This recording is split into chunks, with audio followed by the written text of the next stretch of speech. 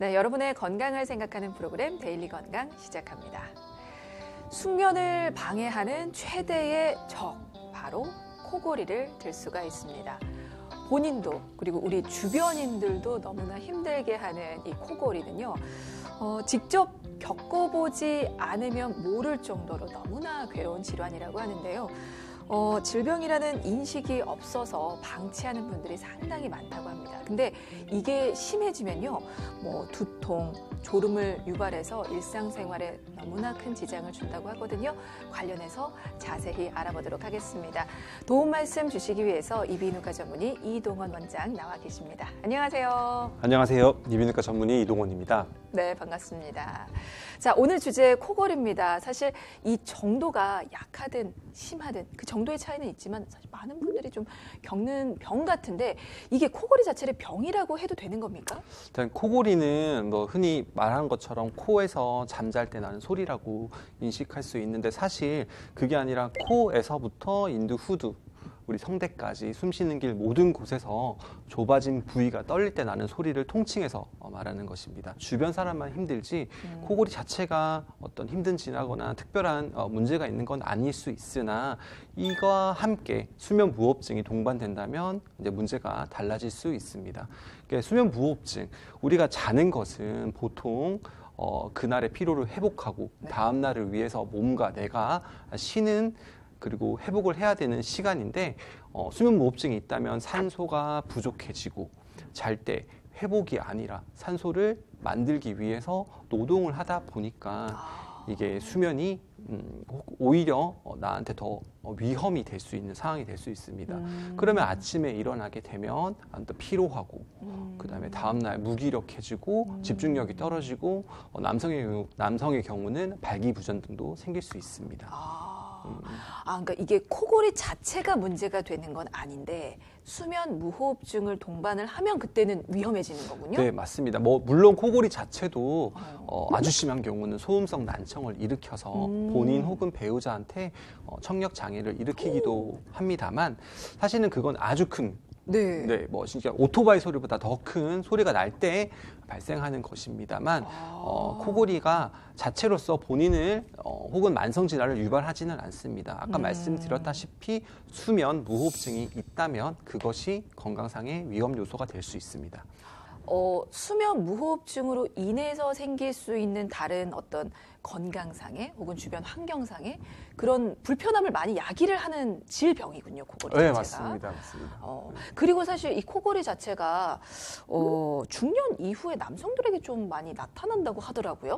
네, 맞습니다. 나이가 들수록 근육의 톤이 떨어지게 됩니다. 네네. 그러면 목과 혀의 근육의 톤도 떨어지고 상기도를 이루는 근육조차 약해져서 기도 자체가 좁아질 수 있습니다. 그리고 여성분 같은 경우는 폐경 이후에 호르몬이 줄어들게 되어 코골이나 무호흡이 늘어나게 되는 경향도 있습니다. 폐경하고 호르몬하고 코골이는 어떤 연결고리가 있습니까? 일단 여성의만의 호르몬이 에스트로겐이 있습니다. 에스트로겐은 근육 탄력을 유지시켜주는 역할을 합니다.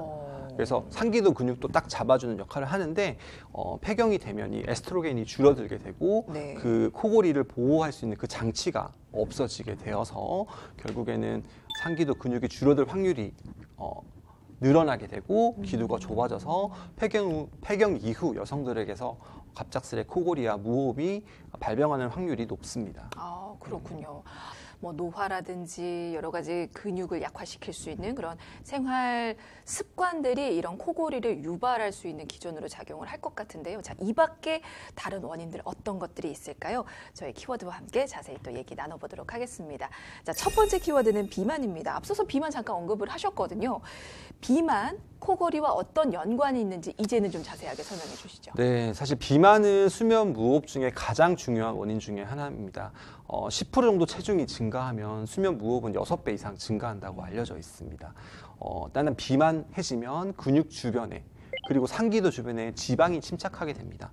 앞서 말씀드린 바와 같이 상기도 근육에 비만이 침착하게 되면 근육 자체가 좁아져서 기도가 좁아지게 되고 숨쉬는 길 또한 좁아지게 되거나 막힐 수도 있습니다.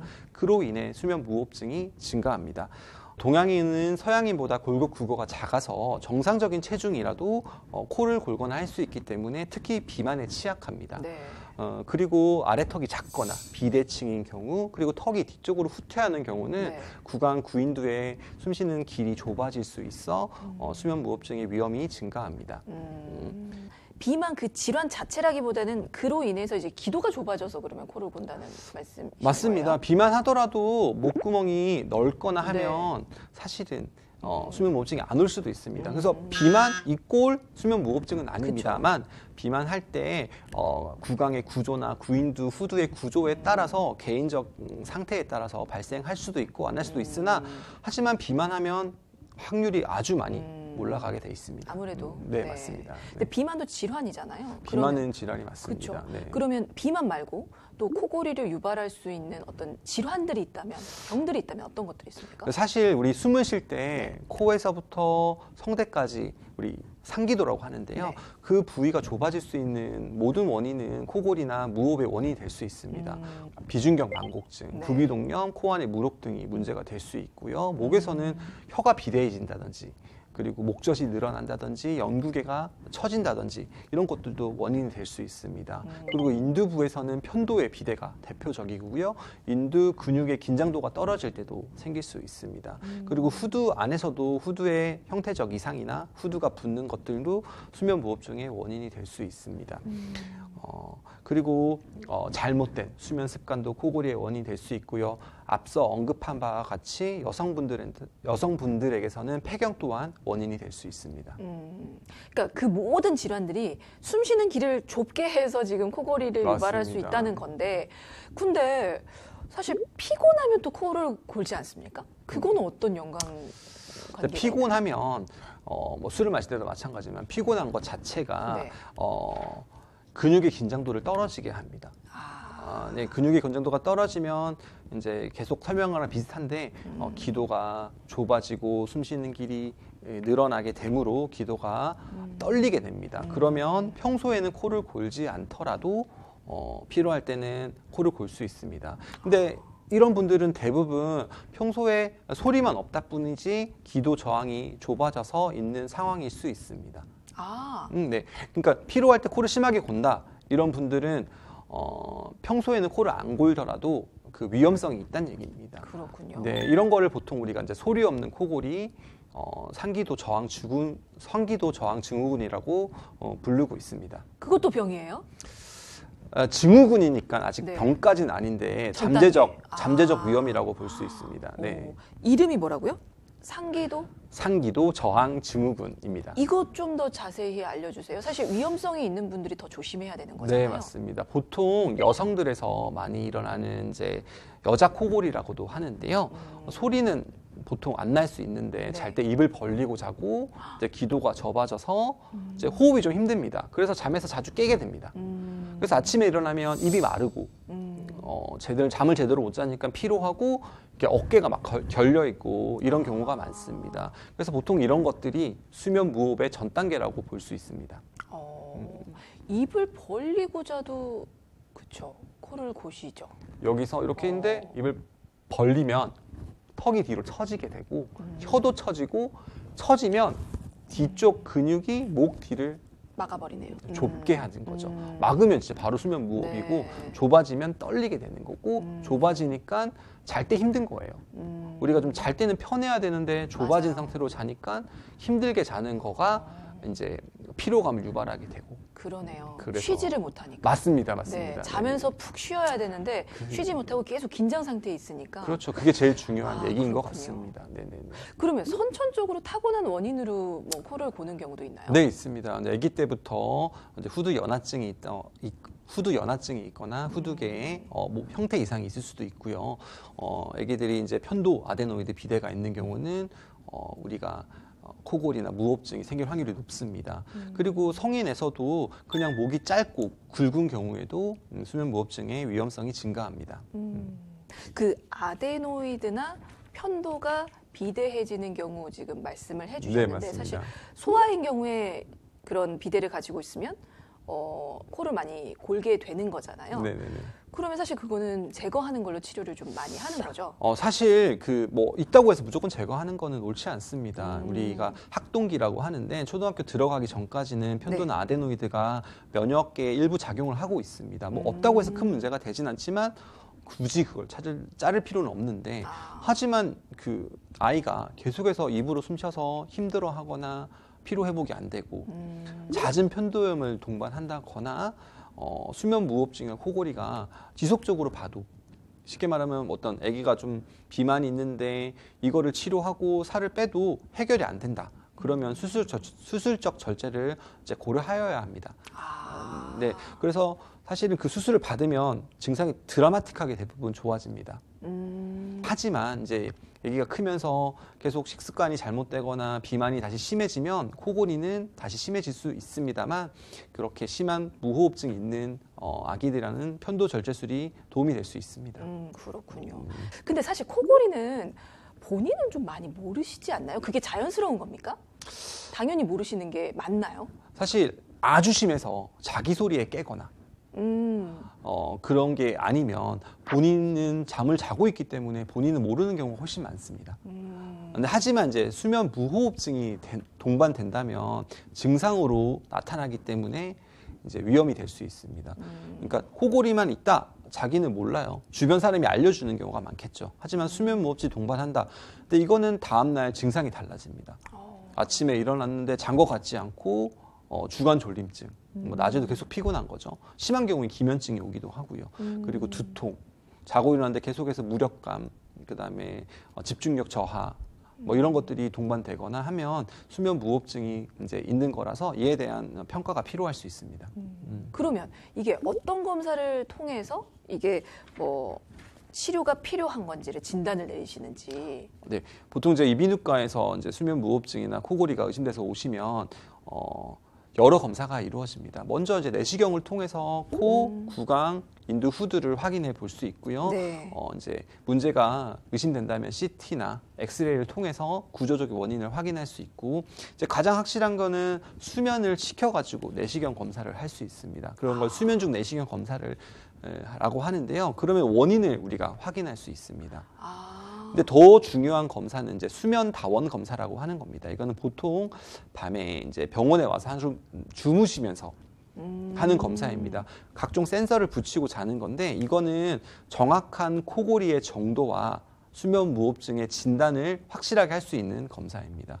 물론 이제 첫 번째 자는 거고 그다음에 그 자는 환경이 익숙지 않아서 네. 평소와는 좀 다를 수 있지만 그래도 코골이나 무호흡증이 있으면 확실히 검사해서 그 영향들이 보이고 수치상 나오게 됩니다. 네, 알겠습니다. 자, 이렇게 검사 방법까지 살펴봤고요. 자, 두 번째 키워드 이어서 보겠습니다. 자, 두 번째 키워드는 합병증이에요. 코골이와 함께 올 수 있는 합병증은 어떤 것들이 있을까요? 네, 만성적인 무호흡증을 동반한 수면 장애는 심혈관 질환 및 뇌혈관 질환 그리고 사망의 위험성과도 연관이 있다고 많은 연구에서 보고되고 있습니다.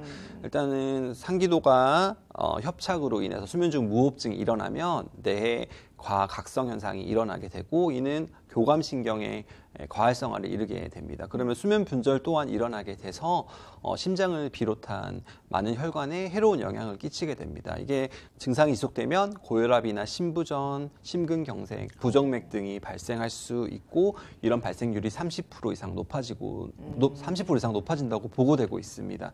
그리고 이제 다른 쪽에서도 폐질환, 만성 기관지염, 네. 그리고 당뇨 등의 각종 성인병 등의 위험이 될 수 있습니다. 그리고 우리가 이제 중요한 기억력에도 문제가 있다고 보고되고 있습니다.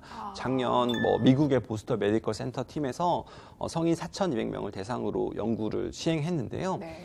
설문조사를 했는데 수면 장애가 있는 사람들이 그렇지 않은 사람들에 비해서 기억력이나 사고력에 문제가 있을 가능성이 50% 이상 높다고 보고하였습니다.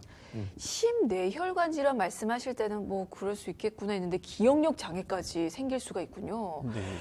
그렇다면 이건 분명히 치료가 필요한 질병이 맞는 것 같습니다. 치료법 바로 여쭤볼까요? 네, 치료는 크게 이제 세 가지가 있습니다. 먼저 첫 번째로는 일단 아까 말한 것처럼 구조가 문제가 되는 건데요. 그 구조적 문제를 교정을 해서 코골이와 수면 무호흡이 좋아지도록 수술적 치료를 받는 것입니다.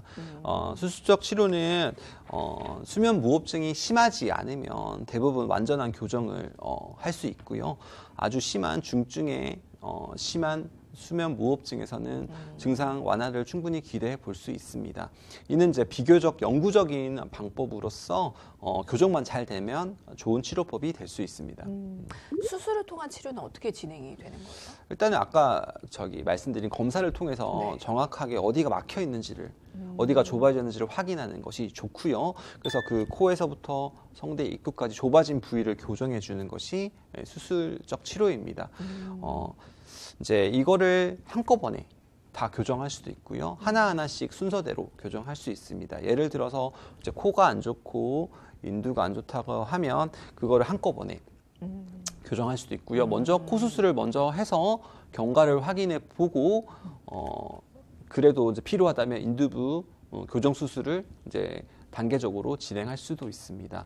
이런 수술의 위험도와 어떤 소요 시간은 수면 무호흡증의 정도나 그다음에 막힌 정도에 따라서 달라질 수 있습니다.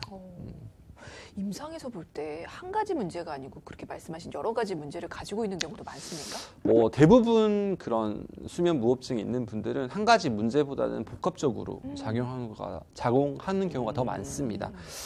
따라서 수술을 할 때는 이들 교정을 최대한 한꺼번에 해보려고 하지만 이게 환자의 상태, 나이도 있겠고요, 만성 질환도 있겠고요. 그런 환자의 상태도 고려해야 되고, 그 다음에 수술의 위험도 또한 고려해서 환자랑 좀 충분히 상의한 후에 수술의 범위와 방법을 결정하고 있습니다. 그렇군요. 상의를 해서 한다는 건 사실 방법이 다른 방법도 있나라는 생각도 드는데 수술 네. 말고 다른 치료법이 더 있습니까? 네, 있습니다. 이제 최근에 이제 가장 많이 이루어지고 있는 치료인데 양압기 치료라고 합니다. 어떤 수술적 효과가 적거나 수술을 못하는 분들도 분명히 있을 거고요. 수술을 이제 무서워하는 분들도 있고, 그리고 아까 말한 것처럼 아주 심한 수면 무호흡증의 경우에는 수술적 치료가 완전치 않을 수 있기 때문에 네. 양압기 치료를 해볼 수 있습니다. 양압기 치료라는 건 양압기를 착용하는 거죠? 네, 맞습니다. 그 양압기는 말 그대로 그 상기도에 지속적으로 공기 압력을 줘가지고 수면 중에 기도가 막히지 않게 해주는 장치입니다. 보통 이제 코에다 걸고 하기도 하고요, 콧구멍에 넣기도 하고, 아주 심한 분들은 이렇게 얼굴을 전체를 감싸기도 합니다. 그래서 기계 압력으로 기도가 막히지 않게 도와주게 되어서 수면 중에 코골이나 수면 무호흡이 일어나지 않도록 하는데 치료 효과는 매우 좋습니다. 그래요? 네. 잘 때 안 불편해요? 그걸 그게 착용하면? 문제입니다. 이게 불편한 게 문제지. 치료 효과는 매우 좋습니다. 그렇군요. 그래서 이제 처음에 사실 적응 기간은 필요합니다. 끼자마자 편해 하는 사람은 맞아요. 없지만 이제 이 불편함보다 수면 무호흡증으로 인한 본인의 생활이 더 힘든 겁니다. 그래서 끼고 자면 아침에 너무 편합니다. 그러니까 양압기를 처음에 적응 기간이 있다고 하더라도 대부분은 잘 찹니다. 보통 3명 정도 저희가 처방을 하면 2명 정도는 잘 성공적으로 하는 것을 보고 있습니다. 그렇군요. 네네네. 방법이 아까 치료법이 3가지라고 하셨어요. 지금 양압기 착용이랑 수술 말씀하셨고 한 가지가 더 있는 거죠? 네, 마지막으로 이제 구강내 장치입니다. 약간 마우스피스 같은 건데요. 구강에 끼고 자는 장치를 말합니다. 이제 구강이나 구인두가 좁아진 부위를 장치를 껴서 이제 좁아지지 않도록 해주는 건데 이 또한 처음에 적응 기간이 필요하나 잘 착용한다면 효과가 있을 수 있습니다. 구강내 장치랑 양압기 이런 장치들은 한번 사용하면 계속 사용을 해야 하는 겁니까? 네, 제가 지금 끼고 있는 안경처럼 안경을 벗으면 바로 안 보이게 됩니다. 네. 마찬가지 구강내 장치나 양압기 또한 착용하고 있다면 치료 효과가 있지만 이거를 안 한다면 치료하지 않을 때랑 똑같은 상태를 보이게 됩니다. 그래서 지속적으로 착용해 줘야 되는 게 필요합니다. 치료를 하면서 환자 입장에서 주의할 사항 그리고 네네네. 치료가 끝나도 그게 끝난 게 아니잖아요. 맞습니다. 그 이후 관리를 또 시작을 하셔야 되는데 네네네. 어떤 관리법들이 있습니까? 일단 수술을 받은 환자는 외래에서 치료를 잘 받아서 수술 쪽에 한쪽에 재발을 하거나 감염이 생기거나 합병증이 안 생기도록 잘 해야 됩니다.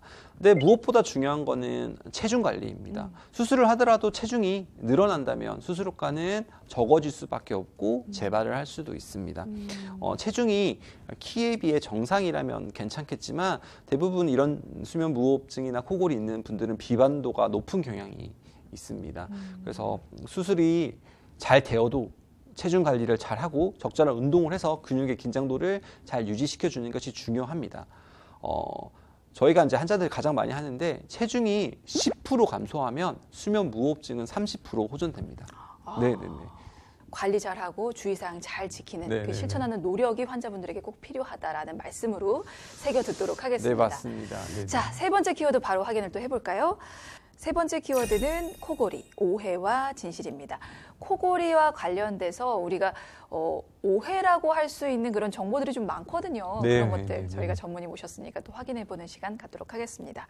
자, 첫 번째는요. 술, 담배는 코골이, 수면 무호흡증을 악화할까라는 물음인데요. 어떻습니까? 네. 뭐 이제 많은 사람이 알겠지만 당연히 네. 좋지 않을 겁니다. 음주는 코골이와 수면 무호흡증을 악화시킵니다. 알코올을 섭취하면 점막이 붓습니다. 그래서 아까부터 계속 말하는 이제 좁아진다, 붓는다 이 개념인데요. 점막이 부으면 기도가 좁아지고요. 그다음에 뇌에서 이제 알코올이 들어오면 호흡 중추가 약해져서 기도 압력도 줄어듭니다. 결국에는 또 좁아지기 때문에 수면 무호흡과 코골이가 발생하게 됩니다. 하루 한 잔의 술을 계속 섭취하면 수면 무호흡증이 25% 정도 증가한다고 보고되고 있습니다. 흡연 또한 그 코골이와 무호흡증을 나쁘게 합니다. 니코틴은 이제 기도의 근육을 약화시킵니다.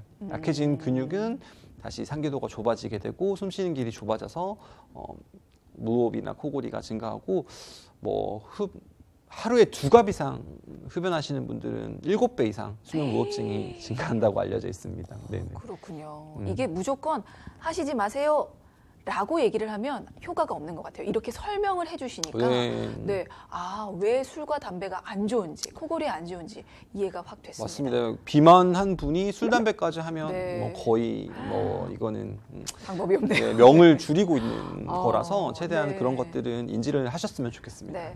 내가 코골이로 너무 고생을 한다면 술, 담배 반드시 멀리 하시는 게 좋을 것 같습니다. 자, 첫 번째 확인이 됐고요. 두 번째는요. 베개를 높이 베면 코를 덜 곤다.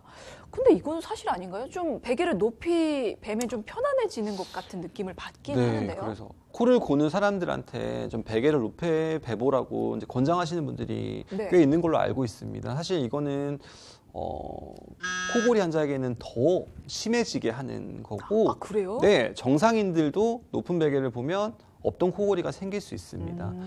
보는 것처럼 높이 베면 앞으로 턱이 제껴지고 턱이 목을 누르게 되고 그러면 기도가 좁아지게 되고 코골이가 심해지거나 없던 코골이가 생길 수 있습니다. 그렇군요. 그리고 딱딱한 베개도 목이 좀 더 제껴지게 되고 그러면서 코골이나 무호흡증이 더 안 좋을 수 있습니다. 코골이 있는 분들에게 딱딱한 베개 그리고 높은 베개 좋지 않습니다. 네, 좋지 않다는 거 확인이 됐습니다. 코골이를 더 악화시킬 수 있는 우리가 생활 습관들은 충분히 멈출 수 있지 않나라는 생각은 듭니다. 그걸 우리는 자제를 해서 코골이를 멈추든 혹은 좀 진행을 늦추든 해야 되지 않겠습니까? 그 부분 좀 알려주세요. 앞서 말씀드린 것 같이 가장 중요한 것은 체중 관리입니다. 체중 관리. 네네네. 그러니까 체중을 줄이라 이런 것도 아니고 체중을 늘리라 이런 것도 아니고 적절한 자기 키에 맞는 체중을 유지하는 것이 가장 중요하고 적절한 운동을 통해서 전체적인 근육의 근육의 탄성도 유지하는 게 중요할 것 같습니다. 그리고 술과 담배는 최대한 멀리 해야 됩니다. 그리고 이제 좀 어떤 분들은 바로 자면 또 코골이가 심한 분들이 있는데 그런 분들이 옆으로 잘 때 좀 완화되는 경향도 있기 때문에 그런 것도 한번 시도해 보는 것도 방법이라고 생각됩니다. 네, 알겠습니다. 사실 이거는 경험해 보신 분들이 더 잘할 것 같아요. 푹 차고 개운하게 아침을 맞이하면 하루가 정말 달라지거든요. 근데 이 코골이는 그 숙면을 방해하는 원인 중에 하나입니다. 꼭 검사와 치료를 통해서 나의 삶의 질을 높여보시는 게 어떤가 하는 마음에서 오늘 코골이에 대해서 살펴봤습니다. 도움 말씀에 이비인후과 전문의 이동원 원장이셨습니다. 고맙습니다. 감사합니다.